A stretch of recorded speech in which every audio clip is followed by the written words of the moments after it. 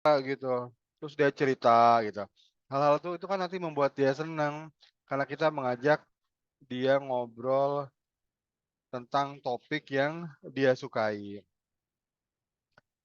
Ini dalam pelatihan, KP terakhir kemarin di Kupang ya, itu ada ada rekan partisipan yang cerita bahkan, "Wah, iya nih bener, kami juga pernah coba." Ya pasti lo udah pernah coba ya, ini kan teknik-teknik keseharian kita saja gitu ya. Nah, dia cerita, "Saya pernah coba nih sama bos saya, dulu dia menangani gempa di suatu daerah, terus dia mencari bantuan untuk pompa air, dicari-cari nggak ada, terus dia tahu, wah perusahaan nasional besar yang punya pompa, maka dia sama supervisor dia datang ke direkturnya, sama bagian, kesekretariatan dibilangin, "Pak, waktunya cuma 15 menit ya, Pak Dir sangat sibuk, mohon maaf ya 15 menit ya." "Oh ya, siap siap, oke oke." Dia datang, masuk ke ruangan Pak Direkturnya, terus supervisor itu, atasannya dia bukannya ngajak ngobrol langsung tentang bencana di daerah itu, kebutuhan, pompa air dan sebagainya, enggak, justru nggak mulai dari situ. Setelah ngomong memperkenalkan diri, nah kebetulan supervisor melihat, loh ada piala-piala dan pialanya kelihatannya mancing, mancing, pancingan nih, kan nggak ada gambar ikannya, mungkin ada gambar pancingannya. Terus sama atasan itu ditanya Pak Dir, Pak Dir itu suka mancing ya?" "Oh iya saya hobi, hobi banget lah kalau udah mancing." "Oh pantesan sampai juara-juara gitu ya?" "Iya." Nah kebetulan supervisor itu juga suka mancing dan dia tahu teknik-tekniknya, tahu tempat-tempatnya. Maka diajaklah ngomong Pak Dir itu tentang mancing-mancing. Eh, yang tadinya 15 menit waktu ngobrolnya, itu jadi panjang, sampai 30 menit nggak mau dipotong sama sekretarisnya juga, "Udah biar kita ngobrol-ngobrol tuh sampai 30 menit." Sampai akhirnya, eee, rekan partisipan itu nyolek supervisornya, "Bang, jangan lupa Bang pompa." "Oh iya saya lupa." Pak Dir saya lupa ini, kami tuh datang ke sini mau urusan ini mencari pompa." "Pompa apa?" "Iya pompa di wilayah bencana." "Oh udah gampang gampang gampang." "Mana itu?" Dipanggil sekretarisnya, bagian itu C4D mana, community-nya, community development mana?" Ada, panggil sini sini." Oh dipanggil, tolong kamu siapkan ya pompa air, ini tim ini butuh pompa air ya, tolong nanti disiapkan butuh berapa Pak?" "Butuh 4 "Oh iya disiapkan ya, siapkan 4 aja," gitu. Terus setelah itu ngobrol lagi tentang mancing-memancing. Jadi dia bilang, rekan partisipan itu bilang, "Wah ternyata kalau kita udah ngajak ngobrol orang tentang topik yang dia sukai," tapi bener ya, bener harus disukai bukan basa-basi. Kalau ketemu topik yang disukai, ternyata orang itu baiknya minta ampun dan mudah mengajaknya. Nah, itu contoh Bapak Ibu ya. Ternyata ngajak orang itu tidak perlu itu menunjukkan, "Oh, kami kebutuhannya ini penting buat ini," sebagainya. Kadang-kala nggak begitu, ya.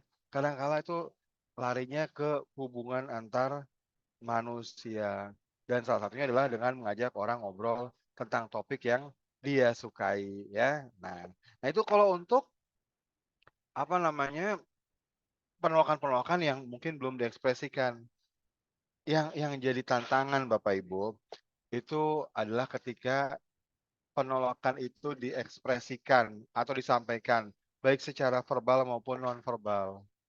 Nolak, kita buat kunjungan rumah, orang nolak.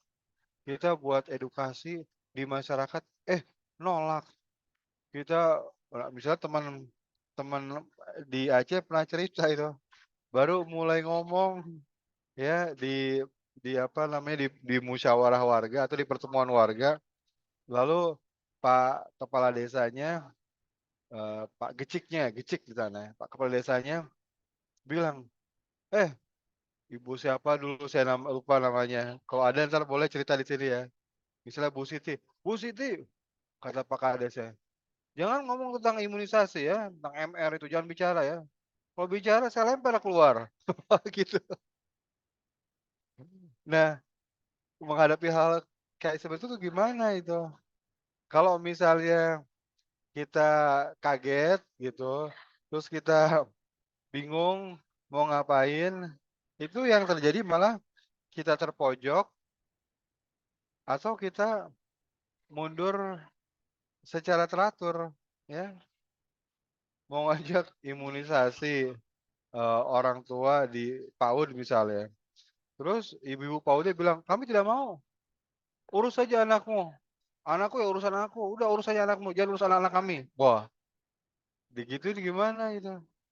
Kalau misalnya kita bingung, kita nge-blank, akhirnya kita mundur secara teratur gitu.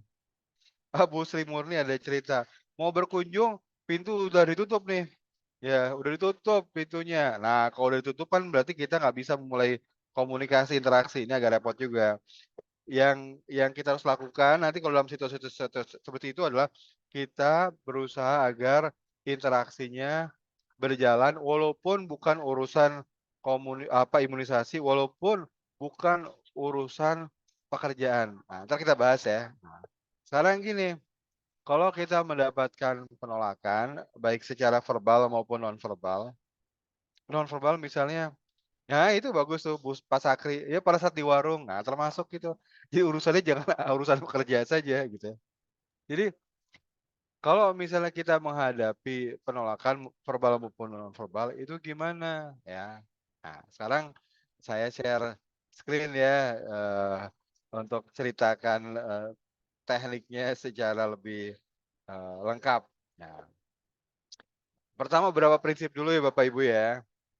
Kalau kita bicara, penolakan itu ada yang diekspresikan dengan kata-kata, ada yang tanpa kata-kata, ada verbal, ada nonverbal. Lalu kemudian ada yang urusannya adalah tidak senang, cuma untuk program saja atau layanan satu layanan saja, misalnya nggak senang sama layanan urusan stunting. Oh udah urusan stunting, ibu-ibu yang anaknya dibilang stunting sensitif gitu, sensitif mereka. Makanya kalau untuk urusan stunting saya sebenarnya sarankan nggak usah sebut-sebut lah stunting, itu membuat label, membuat orang sedih gitu, kecewa, bahkan nanti bisa menolak kita.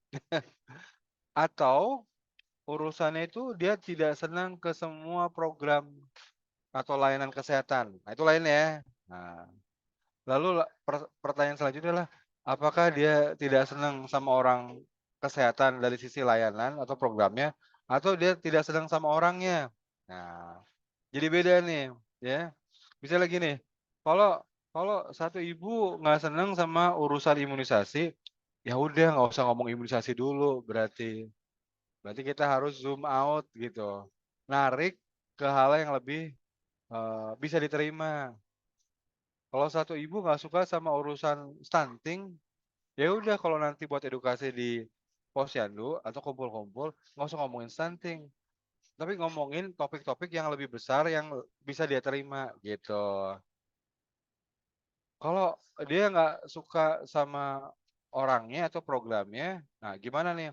Kalau dia nggak suka sama, kesehatan, pokoknya layanan kesehatan semua dia nggak suka, ya udah datangnya jangan sama, baju kesehatan, jangan sama baju kesehatan, tapi sama baju warga biasa aja, atau baju PKK juga boleh, PKK kan bisa gitu, atau baju baju yang lain lah gitu, buat buat teman-teman nakes yang anggota NU misalnya, ya udah pakai baju NU aja, pakai baju Fatayat atau Muslimat gitu.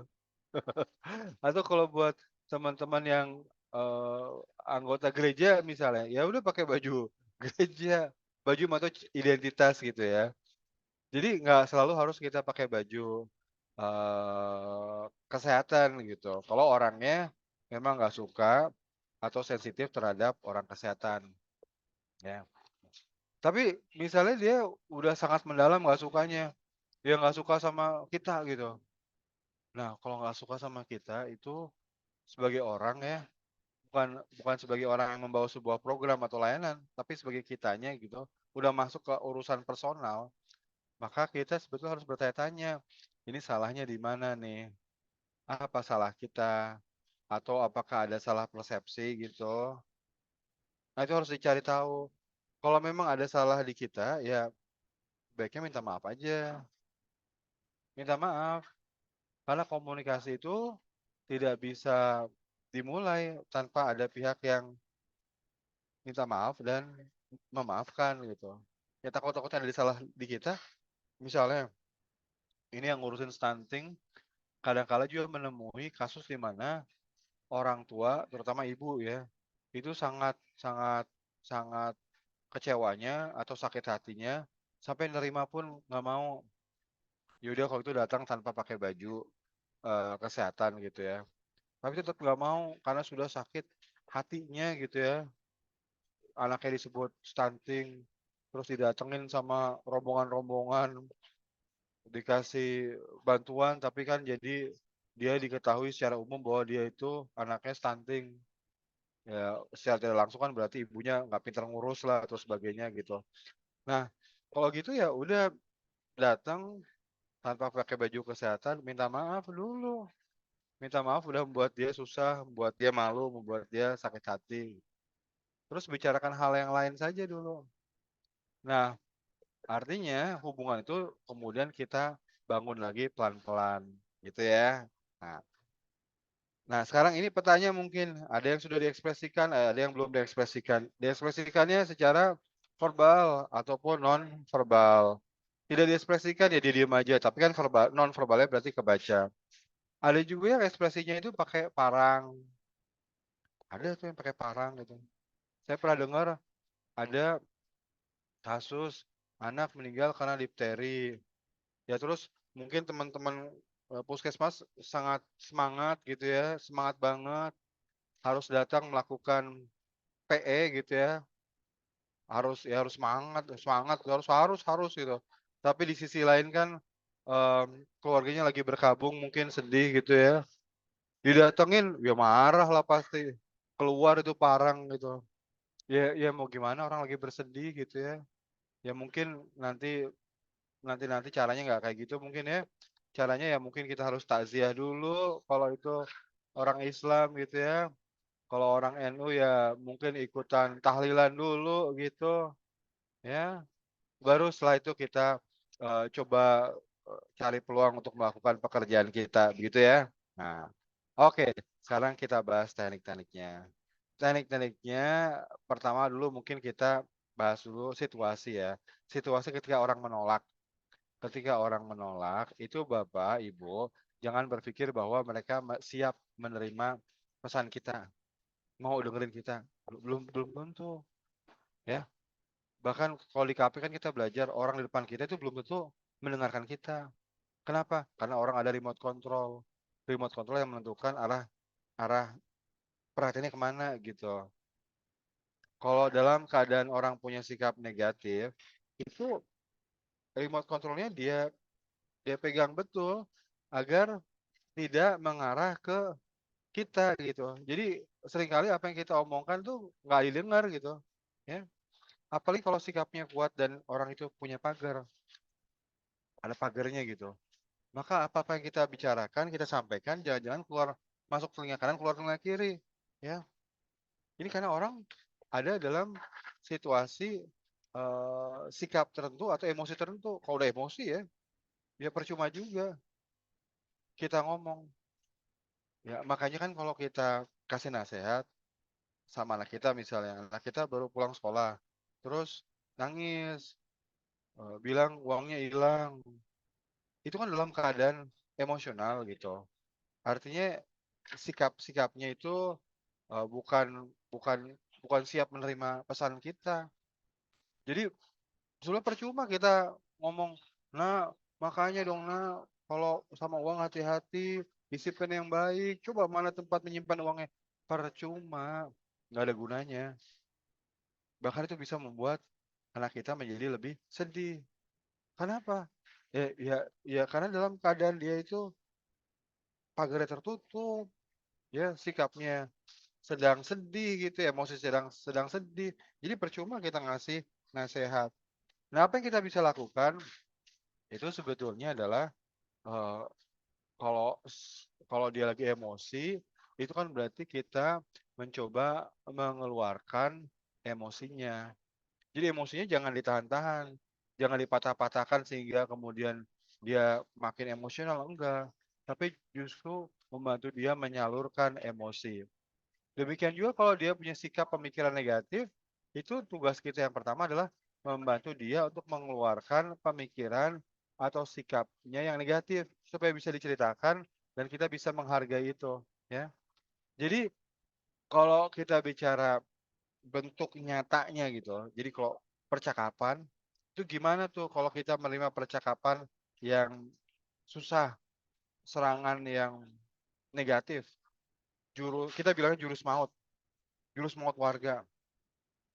Warga bilang, "Anak-anakku, urus aja anakmu sendiri." Wah, atau bilang, "Silakan ayo, Ibu, Bu Bidan berani imunisasi anak saya, kalau ada apa-apa tanggung jawab ya? Ayo Bu silakan, berani berani." Oh, nah kadang kala kan yang seperti itu membuat kita jadi berhenti, ngobrol, terus kita mundur teratur. Nah, itu yang mau kita hindari. Yang pertama kita harus pegang adalah ketika menghadapi serangan-serangan penolakan, poin pentingnya adalah percakapan harus berlanjut, ya. Keep the conversation. Jadi jangan berhenti bercakap-cakap. Lanjutkan percakapan, tapi percakapan yang tidak saling menyakitkan, ya. Yang membuat justru interaksinya jadi lebih positif. Intinya sih sebenarnya itu. Makanya teknik-teknik utama untuk menghadapi penolakan itu dengan cara mendengarkan. Mendengarkan. Atau teknik lain misalnya yang mirip-mirip ya, itu adalah membuatnya menjadi humor, bercandaan, tapi yang positif. Misalnya ada orang tua bilang, "Anak-anak saya kok. Kalau saya nggak mau ya urusan saya. Kalau ibu mau anak ibu ya urusan ibu, urus aja anak sendiri. Nah, anak-anak saya kok." Wah, gitu kan. Ya kita coba plesetkan jadi bahan bercandaan. Ya emang anak ibu, cakap gitu ya anak ibu kan sama dengan ibunya cakap gitu. Masa anak orang lain gitu, wajahnya nggak akan sama dong. Dibuat bercanda aja, tapi bercandanya yang positif. Nah itu satu. Tapi itu kan kadang-kala butuh skill-skill tertentu ya. Yang umum yang kita bisa atau lebih mudah kita lakukan adalah dengan model-model yang didasarkan pada keterampilan mendengarkan, ya. Jadi, Bapak Ibu moga-moga sudah paham kalau saya bilang mendengarkan itu seperti apa, tapi dasarnya adalah itu, ya. Nah, mungkin saya perlu, sedikit kasih ini dulu ya, apa namanya, pengantar untuk mendengarkan itu apa ya, supaya nanti kita tidak, apa namanya, tidak salah nangkep. Mendengarkan itu maksudnya Mmm, bukan diem bukan diem, terus membiarkan dia ngomong, bukan. Atau bukan cuma, "Heeh heeh, oh." Bukan gitu. Mendengarkan tuh juga bukan menantang, bertanya dengan menantang, atau bertanya untuk menganalisis, menggali, bukan. Jadi mendengarkan itu utamanya adalah memahami. Jadi ditunjukkan dari perilaku kita bertanya, agar kita bisa memahami orang lebih baik, itu, ya, kuncinya di situ. Ya, misalnya ada apa namanya, ada orang datang ke kita, terus bilang ke kita, "Eh, Risang, aku kemarin makan ayam goreng enak banget loh, Sang." Nah, terus kita bilang, "Wah, aku juga kemarin makan ayam goreng, enak juga." Nah, itu bukan mendengarkan, itu mengesalkan. Kenapa? Ya karena orang kan pengen melemparkan satu topik gitu ya. Dia bilang, "Aku makan ayam goreng enak banget loh kemarin." Itu artinya kalau kita mendengarkan, kita itu mencoba memahami pengalaman dia lebih dalam. Dalam bahasa sehari-hari itu namanya nyambung. Artinya kita harus nyambung. Caranya gimana? Ya caranya bertanya, tapi bertanyanya pendek. Dia bilang, "Sang, kemarin saya makan ayam goreng, enak banget loh." Maka kita harus nanya, "Di mana? Ayam goreng apa? Rasanya gimana?" "Oh, sebelah mana sih tempatnya?" "Oh, harga-harganya berapa harga?" "Oh segitu, oh enak juga ya, wah murah juga." Wah kita kita coba membantu dia itu mengeluarkan cerita pengalamannya lebih banyak. Nah itu yang disebut sebagai mendengarkan. Jadi mendengarkan itu butuh sabar sebetulnya, butuh sabar dan butuh kita itu menikmati percakapan orang. Dan kita jangan udah punya pikiran-pikiran tertentu, "Wah ini orang gini, nah orang gini, oh orang ini susah, oh orang ini emang dablek, oh orang ini nggak bisa dibilangin." Nah itu harus dihindari dulu, open mind aja ya, membantu dia itu menceritakan pengalamannya lebih banyak, kuncinya di situ. Nah kalau sudah, mendengarkan dan mendengarkan kan ditunjukkan ya dari perilaku bertanya kita, maka nanti kita akan punya kesempatan untuk mengajak dia dengan memberi pesan-pesan kita. Ini contoh yang suka saya kasih, sejak COVID-19 ini sebenarnya. Ketika itu kan banyak orang kehilangan kerjaan ya, dan kalau secara statistik itu juga banyak rumah tangga itu, bersih tegang lah, apa laki sama istri gitu bersih tegang gitu, suami istri, karena urusan ekonomi. Nah misal gini, ada suami pulang kerja sore-sore, capek, terus duduk di di sofa, bilang sama istrinya, "Dek, aku kok capek kerja di sini, aku nggak suka sama bosku, oh keluar aja ya." Uh, sang istri mendengar sang suami mau keluar kan langsung, wah langsung bereaksi, bilang, "Mau keluar gimana? Anak bereret 4 begini, bentar lagi mau sekolah. Kalau keluar entar dapat duit dari mana? Dapur gimana? Pikir dong, jangan keluar terus aja, jangan jangan jangan cepet putus asa gitu, keluar dong, jangan keluar dong, tetap kerja. Zaman susah kayak gini cari kerja susah, nggak boleh itu." Nah, yang disampaikan sama istri itu kan benar, bahwa di zaman sekarang ya, zaman kemarin juga itu cari kerja susah, orang banyak di-PHK, kok malah mau keluar. Jadi benar yang disampaikan sang istri, benar. Cuma kalau kita berpatokan hanya kepada pesan yang benar dan salah, maka belum tentu kita bisa mempengaruhi orang. Dalam kasus yang tadi, yang terjadi itu kebanyakan berantem, ribut, ribut, berantem. Ya sang istri bisa bilang, saya kan benar." Iya benar, tapi kalau yang benar itu tidak bisa diterima, apa gunanya, ya.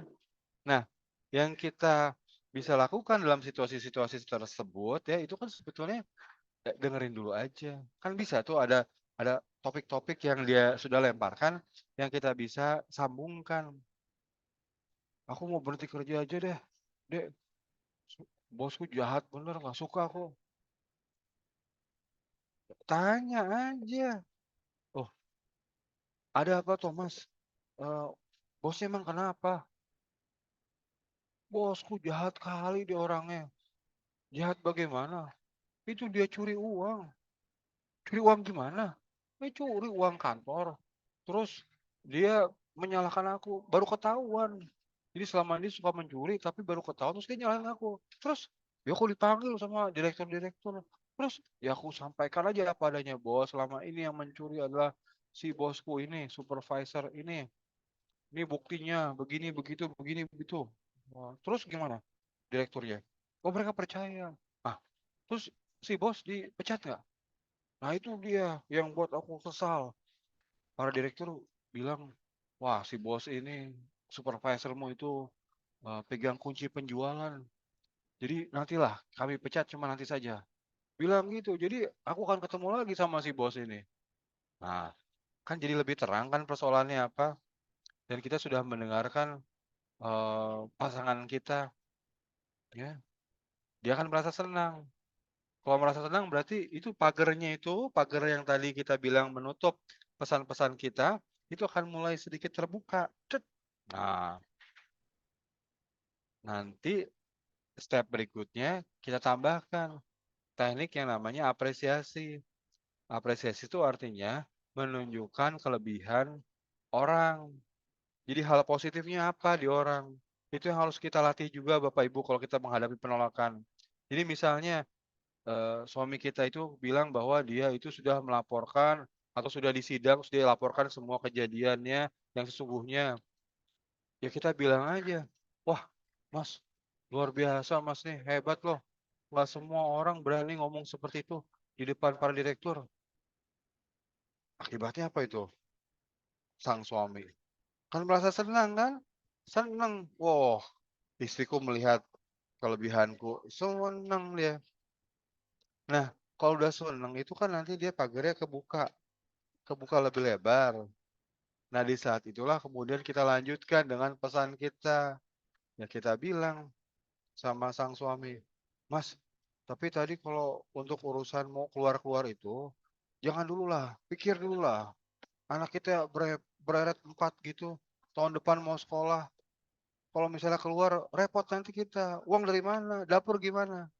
Nah, kalau kita udah mendengarkan dan membuka pagar lawan bicara kita, pesan-pesan yang kita sampaikan itu akan lebih mudah diterima, lebih mudah diterima atau paling tidak menimbulkan penolakan dini dan yang jelas tidak menimbulkan pertengkaran. Nah, itu yang kita maksud sebagai, apa namanya, mendengarkan dalam upaya untuk mengatasi penolakan. Itu namanya teknik yang tadi ya, Bu, ya, Bapak ya, namanya dengarkan, apresiasi, klarifikasi, ya. Dengarkan itu artinya nyambung, orang ngomong apa kita sambungkan, "Bu, Bu bilang saya nggak mau anak saya diimunisasi, saya khawatir." Eee, jangan langsung kita, "Oh, nggak usah khawatir, Bu, karena imunisasi ini aman begini begini." Nggak usah gitu dulu. Kan dia nolak ya, dia bilang khawatir. Maka kita tanya, Bu, cerita dong, khawatirnya kenapa sih? Coba coba cerita." Bu bidan pengen denger deh. Nah, ajak dia menceritakan kekhawatirannya apa, itu mendengarkan. Misalnya dia bilang, "Silakan Bu, imunisasi anak saya. Kalau terjadi apa-apa tanggung jawab ya? Berani tanggung jawab?" Ya kita tanya aja, "Pak, terjadi apa sih Pak? Apa yang Bapak khawatirkan?" Biar dia cerita. Nah, terus dia cerita kekhawatirannya begini karena dia baca berita begini begitu, terus dia ngobrol sama orang begini begitu, dia tanya lagi ke orang lain, terus dia baca baca, apa, dari sumber lain. Wah, yang mendukung. Kita perhatikan, oh, apa ya hal positif dari si bapak tadi itu? Oh, dia mencari informasi banyak, dia sangat perhatian sama anaknya. Ya udah sampaikan aja, Bu. Bapak ini ya perhatian sekali sama anak, Pak, ya. Peduli Bapak ini sama anak. Sampai-sampai kalau memastikan sesuatu itu harus nyari ke berbagai macam sumber ya. Ke baca, ini, baca itu, ke orang ini. Wah, itu luar biasa Pak, Bapak berarti orang yang sangat peduli. Oh, gitu. Nah, akibatnya apa? Akibatnya dia merasa senang, pagarnya terbuka. Nah, pada saat itulah kemudian kita minta izin aja, "Pak, Bu, izin dong, boleh nggak saya cerita tentang imunisasi yang tadi saya sampaikan, Bu, boleh nggak?" Nah, kalau dia bilang boleh, ya silakan, baru ceritakan tentang efek samping, ayo ceritakan di situ. Tentang manfaatnya apa, kalau belum disampaikan silakan disampaikan di situ. Nah, ketika kita menyampaikan itu, dan karena kita sudah mendengarkan dan mengapresiasi, nanti orangnya akan lebih mudah, lebih tertarik untuk mendengarkan kita. ketimbang kita langsung babat bleh, sampaikan apa adanya. Itu yang membuat orang itu, memunculkan penolakan yang lebih lebih keras ya. Nah, topik kita kali ini sebetulnya tentang itu ya, dengarkan, apresiasi, klarifikasi. Tapi saya menyampaikan slide yang salah ternyata. Jadi, apa namanya, ini untuk yang setelah ini, tapi nggak apa-apa. Intinya adalah tadi itu, kalau pakai teknik dasar mendengarkan, itu kuncinya adalah ketika orang menyampaikan penolakan dengan alasan apapun, maka jangan langsung diluruskan, jangan langsung dibantah ya, atau dipatahkan, tetapi coba dulu dengarkan, coba pahami. Wah, nggak mau Bu, itu kan haram. Oh, haram gimana Bu? Tolong bisa dijelaskan Bu, saya pengen tahu juga Bu. Oh, kata Pak Yai gini, bilang gini. Oh, terus bilang apa lagi? Oh, bilang gini, gini. Oh, terus Ibu dapat dari mana lagi selain Pak Yai itu? Oh, dari ini juga saya dapat gini, gini, gini. Oh, sekolah Pak Yai nggak mau ini ya Bu ya, nggak mau apa namanya melawan ya? Oh, nggak mau loh, saya harus nuruti. Oh, bagus sih harus nuruti. Jadi, oke dia sikapnya begitu, dia ngikutin Pak Yainya, yang bilang begini begitu begini begitu. Terus setelah mendengarkan, kita lihat, oh dia patuh sama Pak Yai, dia nurut. Itu kan kelebihan kan, bagus kan? Ya maka kita apresiasi dulu Bu, apresiasi. Ih, ibu ini nih, ini ya, nurut sama Pak Yai ya, pegang teguh ini sama agamanya. Diapresiasi dulu. Sama, termasuk kalau misalnya ibu itu nggak mau imunisasi karena dilarang sama suami.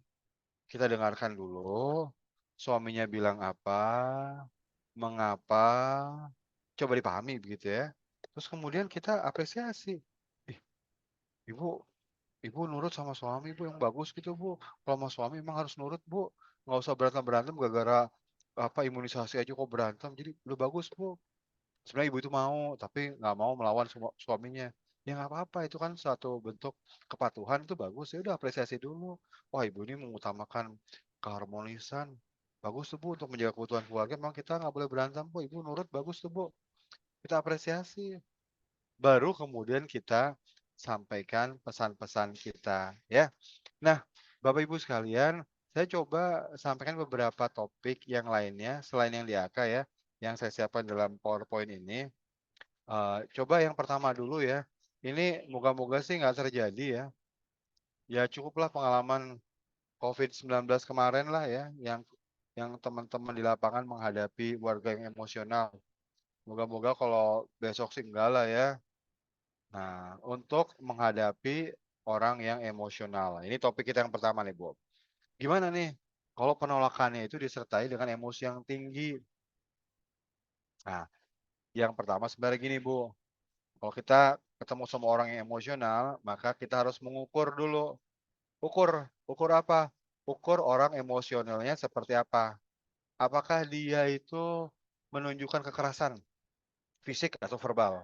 Fisik misalnya mukul-mukul, bawa parang, verbal ngomong-ngomong kotor. Kalau dia menunjukkan kekerasan, maka kita nggak usah lanjutkan, pergi aja, nggak usah ladeni. Nah, gitu ya. Tapi kalau tidak, nah silakan dilanjutkan. Pertama adalah kita membuat jeda, jeda hening. Misalnya gini, ini pengalaman yang kemarin ya teman-teman, vaksin COVID, datang ke kampung misalnya. Terus di kampung udah dijagain sama warga, "Bu perawat, maaf Bu, kami tidak mau vaksin COVID Bu, pergi sana pergi sana." Nah, kan tidak.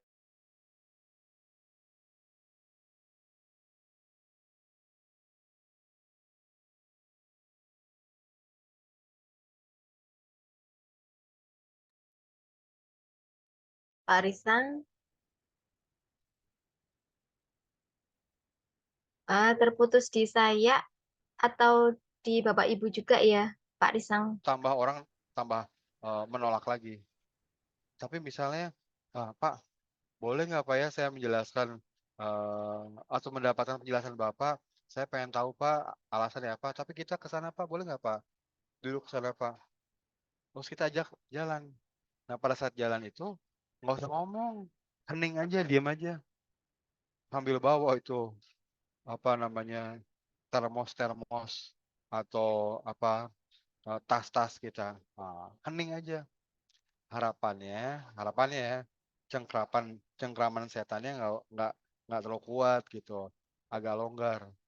Ngelihat ibu perawat jalan bawa gembolan besar, kasihan ya kok saya kok nolak-nolak, apa nggak sedih ya ibu perawat udah jauh-jauh kemari, gitu. Harapannya muncul pikiran-pikiran yang lebih bening lah gitu, lebih baik lah ya. Nah, maka itu satu buat jeda hening. Ada orang tua datang marah-marah, "Oh, saya nggak terima, saya nggak mau anak saya diimunisasi, titik, nggak mau." "Oh ya Bu, baik Bu, baik Bu. Bu, boleh nggak Bu ya, kita duduk ke sana Bu, saya mau mau mendengarkan, apa namanya, penjelasan Ibu." Udah jalan, kucuk kucuk kucuk kucuk kucuk, jalan.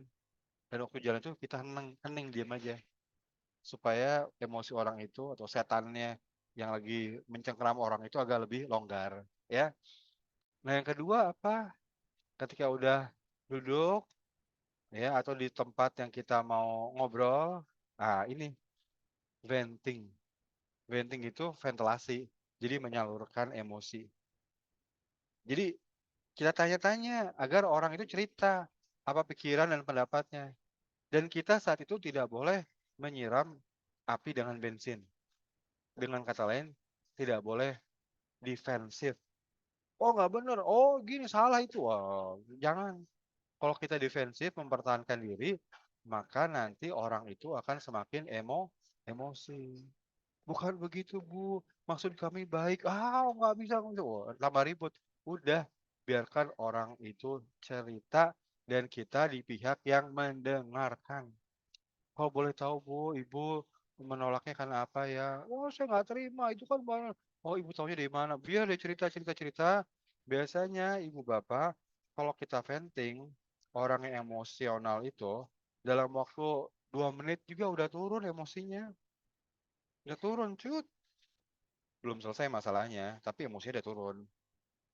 Kalau kita defensif, membela diri, menyanggah, membantah, mematahkan, oh Bu, setengah jam aja nggak selesai-selesai. Bukan beres-beres. Ya itu ada tuh video dari Ambon ya, Mas Rudi kalau nggak salah. Ada nggak di sini Mas Rudi ya? Sharing di grup. Ada orang tua, kebetulan istrinya itu loh polisi itu, provos ya. Oh itu diimunisasi, cuma dia nggak dibilangin. Datang ke sekolah ngamuk-ngamuk. Wah nggak terima saya, kurang ajar bos, teriak-teriak gitu. Nah, gurunya mencoba menenangkan, menjelaskan, "Bu, ini kan demi kebaikan anak Ibu." Ya, yang terjadi akhirnya dia tetap marah, ini coba menjelaskan, ini marah, menjelaskan, nggak selesai-selesai, nggak selesai-selesai. Yang perlu kita lakukan pertama adalah venting.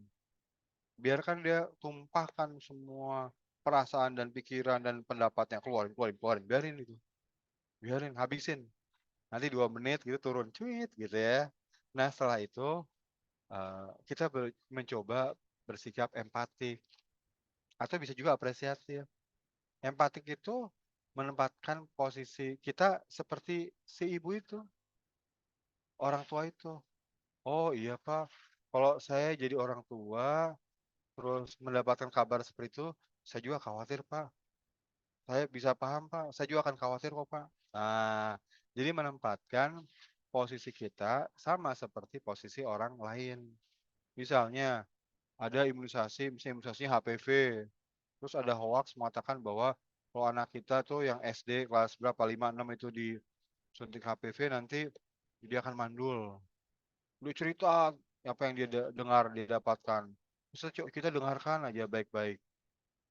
Terus di akhir kita berempatik. Oh iya Pak, kalau saya dengar kabar seperti itu ya saya juga khawatir kok Pak. Ya, semua orang tua saya khawatir gimana kalau anak kita sampai mengalami kayak gitu.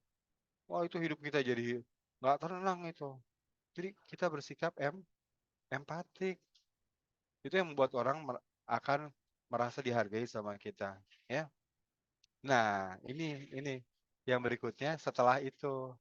Jadi setelah itu apa yang kita lakukan? Nah, penjelasan-penjelasan, upaya untuk meluruskan, mengklarifikasi itu diberikan di akhir.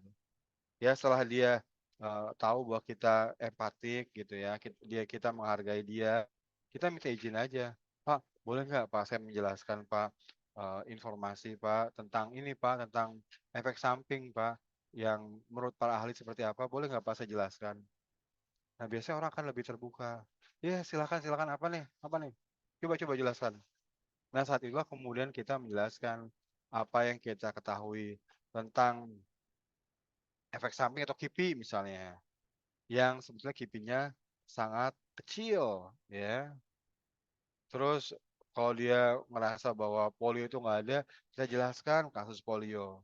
Atau apapun yang dia merasa tidak apa namanya, tidak percaya tadinya dan itu yang membuat dia menolak, itu kita jelaskan. Tapi jelaskannya di bagian akhir. Nah ini yang namanya apa namanya, teknik-teknik komunikasi itu untuk menangani orang yang emosional. Jadi penolakannya yang dibungkus oleh emosi yang tinggi, ya. Nah, detailnya nanti Bapak Ibu bisa baca di PPT, ya. Tapi kurang lebih seperti itu, ya. Nah, ada kalanya nanti kita menghadapi yang lain juga, Bu. Kalau ini adalah argumentasi yang harmonis. Jadi gini, kadang-kala kita kalau menghadapi penolakan dan penolakan itu disertai dengan argumen yang kuat, jadi orang tuh punya argumen yang kuat sebetulnya. Argumennya oke kok. Bagus, misalnya dia bilang, "Saya nggak mau anak saya imunisasi, saya cukup imunisasi aja." Oh, atau anak saya nggak saya ajak main ke mana-mana kok, di rumah aja, aman." Nah, itu kan kuat juga, artinya perilaku itu adalah perilaku yang benar. Atau dia bilang cuci tangan pakai sabun, oh benar gitu. Maka kalau model argumentasi yang harmonis, itu bilangnya, kita nggak usah mematahkan argumen orang. Toh argumen orang itu kan bagus, kuat juga. Yang justru kita lakukan adalah membenarkan, menguatkan argumen yang disampaikan, sambil kemudian kita memasukkan pesan kita untuk menambah argumen itu agar lebih kuat. Jadi misalnya kalau dia bilang, "Saya nggak mau diimunisasi anak anak saya sudah di ASI kok, ASI eksklusif lagi." Ya kita bilang, "Oh, oh bagus itu Bu, memang kalau anak itu dikasih ASI eksklusif, maka dia peluang dia kena penyakit lebih kurang, karena kan makanannya terjaga. Kalau dia dikasih makanan luar jangan terkontaminasi atau tercemar bibit penyakit." Jadi betul tuh, Bu. Apalagi ASI itu mengandung mineral vitamin yang bisa membuat, daya tahannya lebih tinggi, Bu, yang bagus itu, Bu. Nah, jadi yang pertama kita lakukan adalah justru menguatkan. Nah, saat menguatkan argumen dia, itu sebetulnya sama dengan kita berusaha membuka pagernya. Jadi kita menguatkan argumen dia, itu sama dengan membuka pagernya. Nah, karena itulah setelah pagarnya terbuka, terus kemudian kita kita nambahin pesan kita sambil kita menguatkan argumen orang. Itu udah bagus, Bu, anaknya nggak kemana-mana, Bu.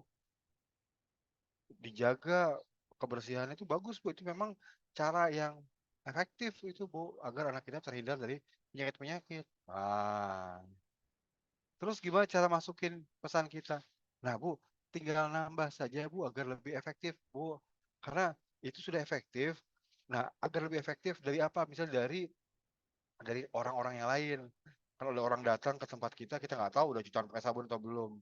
Kan kita nggak bisa juga, Bu, menanyai setiap orang, "Misalkan udah cuci tangan pakai sabun atau belum? Udah cuci tangan pakai sabun atau belum?" Kan repot gitu ya. Nah, agar upaya yang tadi Bapak sudah lakukan bagus itu sudah dilakukan, menjaga kebersihan itu lebih kuat lagi, nah tambahkan Bu imunisasi. Agar nanti orang-orang lain tuh yang kita nggak tahu dia udah jutaan pakai sabun atau belum, kita nggak terlalu khawatir karena anak kita sudah dikasih tetes polio. Nah itu yang namanya berargumentasi secara harmonis. Jadi bukan mematahkan argumen orang, bukan melunturkan atau merendahkan atau melemahkan argumen orang, tapi justru menguatkan argumen orang. Dan menguatkan argumen orang itu sama dengan membuka pagarnya. Nah, setelah itu kita memasukkan ajakan kita atau pesan kita dalam rangka untuk, nah ini, sekaligus menguatkan argumennya. Sehingga apa? Sehingga orang tidak merasa kita itu mematahkan argumennya, tapi justru menguatkan argumennya ya. Nah, itu yang disebut sebagai berargumentasi secara harmonis. Saya ngecek waktu, oh udah jam 3. Baik, Bapak Ibu sekalian, mungkin saya cukupkan dulu sampai di sini dan saya kembalikan ke Bu Ami. Silakan Bu Ami. Iya, terima kasih Pak Risang atas paparannya. Terima kasih sudah berbagi di sore-sore ini. Semoga sore-sore dan weekendnya berfaedah ya Bapak dan Ibu. Bapak dan Ibu, sedikit meringkas dari apa yang disampaikan oleh Pak Risang ini sore ini tadi terkait dengan penolakan, menghadapi penolakan warga, bahwa penolakan itu ada dua, seperti yang disampaikan di awal, ada yang diekspresikan, ada yang tidak diekspresikan, bahwasanya juga penolakan itu ada yang bisa jadi warga itu tidak senang dengan satu program, atau juga bisa jadi tidak senang dengan semua programnya. Dan ada juga bisa jadi tidak senang dengan programnya ataupun tidak senang dengan orangnya. Nah, ada eh, beberapa teknik yang bisa kita lakukan untuk menghadapi penolakan warga. Yang pertama adalah kita harus mengenali situasinya terlebih dahulu. Kenapa orang menolak? Situasinya bagaimana? Karena setiap orang itu punya remote atau pagar, dan ada beberapa teknik bagaimana kita berkomunikasi dengan orang yang emosional, berkomunikasi dengan orang yang berargumentasi, tapi harmonis. Nah, seperti yang disampaikan terakhir, sebenarnya masih ada beberapa teknik lagi, Pak Risang ya. Insya Allah nanti kita lanjutkan di minggu depan. Kita bertemu lagi minggu depan. Silahkan Bapak dan Ibu yang ingin mengajukan pertanyaan atau sharing-sharing pengalaman, silahkan boleh yuk kita belajar bersama. Tapi sebelumnya, Pak Risang, sebelum kita masuk sesi tanya jawab, saya tadi melihat ada Pak Sakri nih. Semoga masih ada sih Pak Sakri. Assalamualaikum Pak Sakri. Semoga Pak Sakri masih menyimak.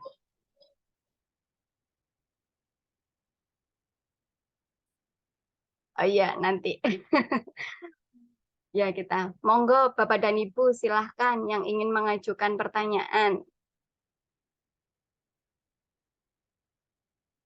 Silahkan bisa raise hand, sharing Silakan Ibu Bapak pengalaman. kalau mau ngobrol. Mungkin Mm-mm. sharing-sharing ya pengalaman-pengalaman Bapak Ibu sekalian Ada Pak menghadapi Rudi. orang-orang yang. Ada Pak Rudi tadi, Pak Risang.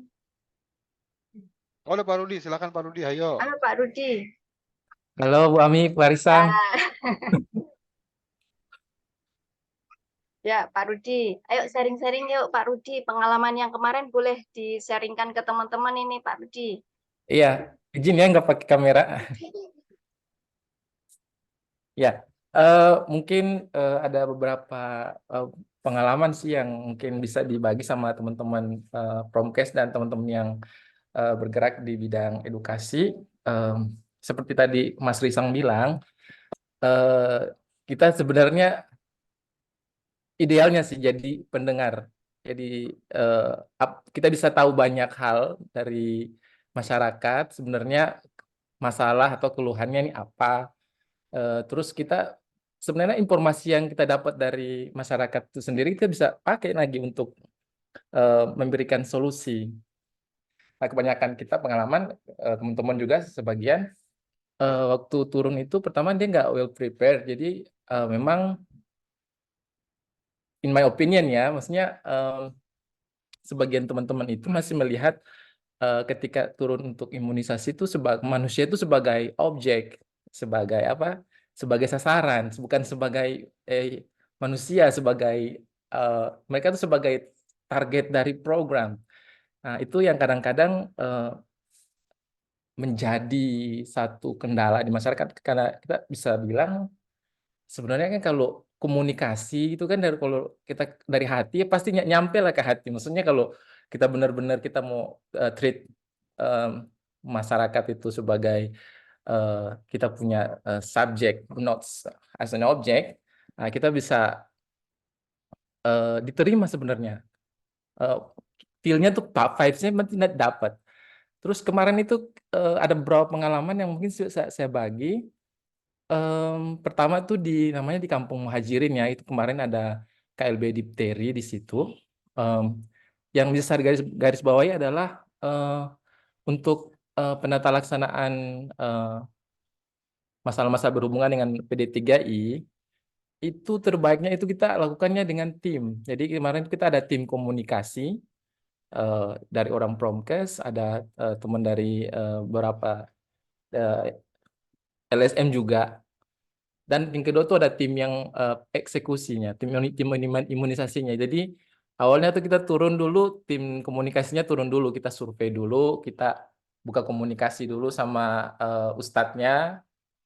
Nah setelah itu malah warga di situ yang istilahnya mau dibilang konservatif ya, maksudnya agamanya tuh kuat dan kesannya tuh nolak program pemerintah. Justru di situ target imunisasinya itu untuk difteri itu kemarin KLB itu 100%, lebih malahan ada dari beberapa wilayah yang mungkin ikut juga imunisasi di situ.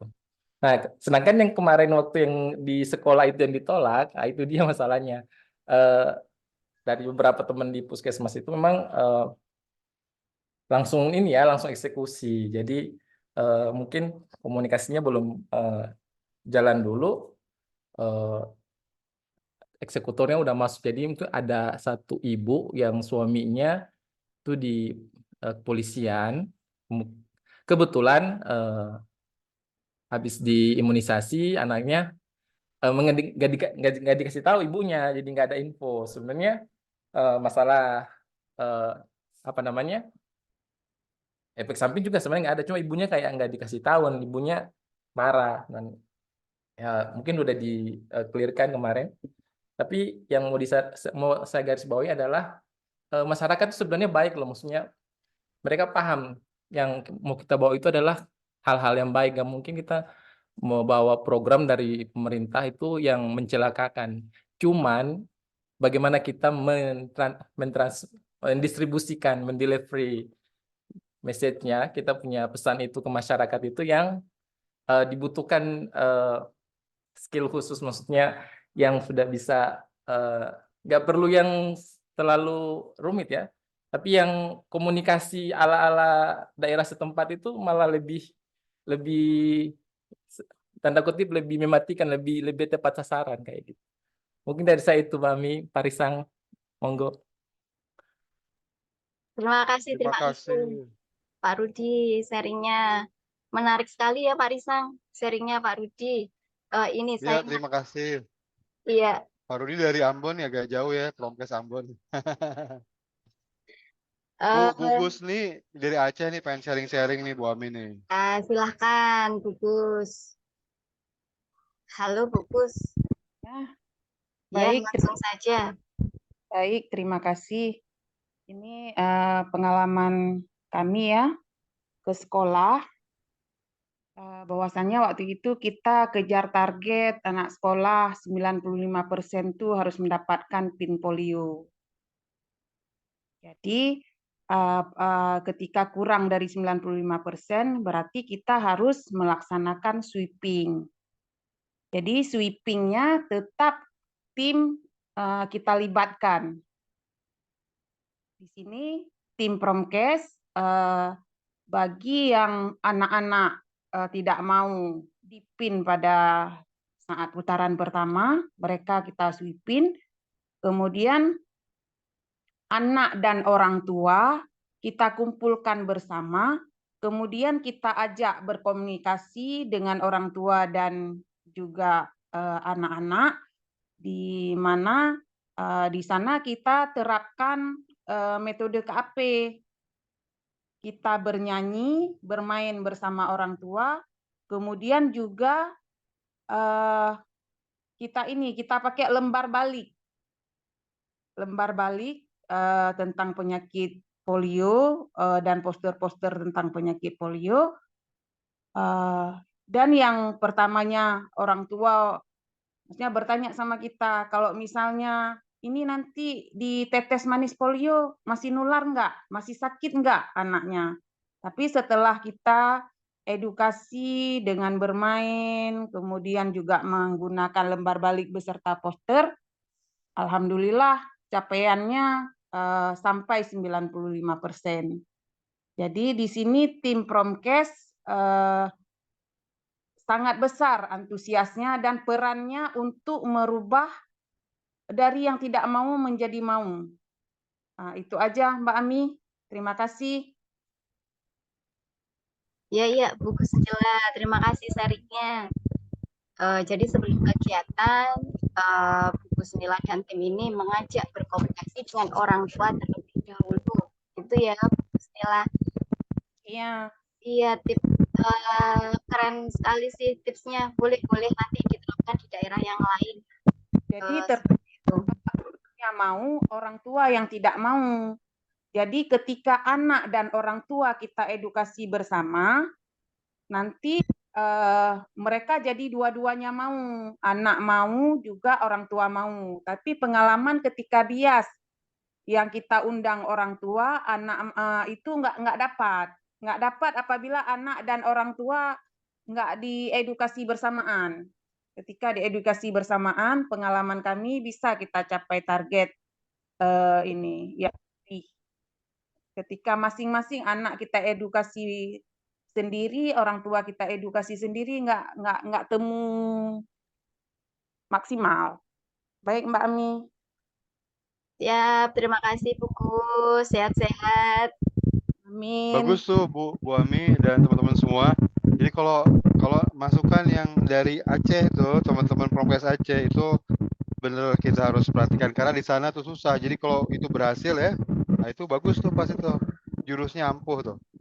Edukasi orang tua dan anak sekaligus. Nah, terima kasih Bu Gusni ya. Sama-sama.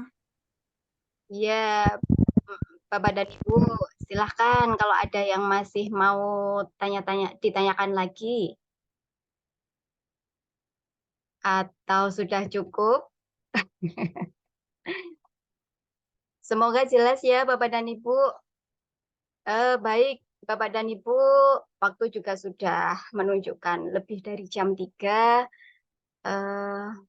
Insya Allah kita cukupkan di sini. Nanti kita bertemu lagi di sesi minggu depan, insya Allah hari Senin. Dan saya ingatkan kembali Bapak dan Ibu, daftar hadir silahkan nanti bisa diklik di link yang sama dengan Bapak dan Ibu masuk di link join ini, di link SID Polio. Begitu juga dengan kompilasi materi serta rekaman video akan dimasukkan di link SID Polio. Di SID Polio ini Bapak dan Ibu juga bisa mendapatkan informasi terkait misalkan teknik-teknik perumpamaan yang kemarin sedikit sudah kita bahas di materi sebelumnya. Juga ada sesi-sesi, juga ada materi sharing dari pembelajaran kasus polio yang ada di Aceh tahun 2023 yang lalu, belum lama ini di PD Aceh. Nah, itu juga bisa menjadi pembelajaran bagi kita semua. Nah, seperti itu Bapak dan Ibu, terima kasih sudah sore ini bergabung. Selamat beraktivitas, selamat berakhir pekan, sehat-sehat semua, tetap semangat. Terima kasih Pak Risang sudah berkenan sharing. Terima kasih Sampai ketemu semuanya. lagi Assalamualaikum. Waalaikumsalam. Selamat berakhir Saya tutup. pekan. Assalamualaikum warahmatullahi wabarakatuh. Waalaikumsalam warahmatullahi wabarakatuh.